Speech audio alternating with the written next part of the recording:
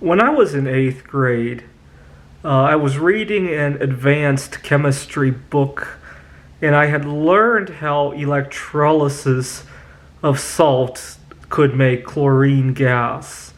And I had this big fear of getting salt anywhere near electricity. For example, if I were eating potato chips and then I would touch the TV remote control, I would worry that it would make small amounts of chlorine gas because I had also learned that it had been used during World War One. I mean, the chemistry book made it look so simple, right? Electricity and salt, right? They didn't highlight the fact that you needed to use platinum electrodes, otherwise you would oxidize whatever electrode you were using, as opposed to oxidizing the chloride ions, right? They also didn't highlight the fact that you needed a membrane to separate the cathode and the anode, because otherwise the chlorine would react with the sodium hydroxide coming off of the cathode and make sodium hypochlorite instead of chlorine gas, right? They didn't highlight all these things.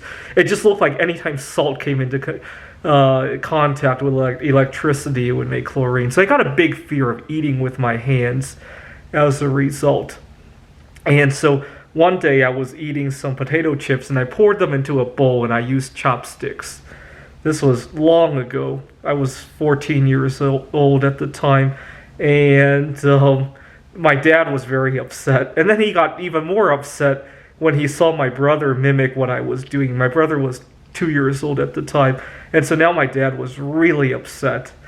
Later that year, SARS-1 broke out, and I just continued my habit. I didn't believe the chlorine anymore, but I got in such a habit of not eating with my hands, and now with SARS, and that was that. The other reason I really loved not eating with my hands is things are a lot more orderly. My computer keyboard doesn't become a sticky mess. My car doesn't become a sticky mess. And it's very easy to put a barrier between when I'm eating and when I'm working, when I can't use my hands to eat. Otherwise, they tend to get mingled with one another.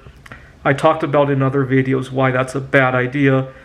But what I really love is that it forces me to kind of change the channel in my head. Okay, Food Network. Okay, going back to the Science Channel, right, when I'm at work, right? It forces me to switch channels in my head, if you will. It really does. Otherwise, and the day will go by and I'll eat 20,000 calories and I have no recollection of why I ate them or when I ate them or did I really need everything that I ate. Anyways, so I encourage you to think about your eating habits, and don't think that you have to eat the same way everybody does or whatever works for you, right?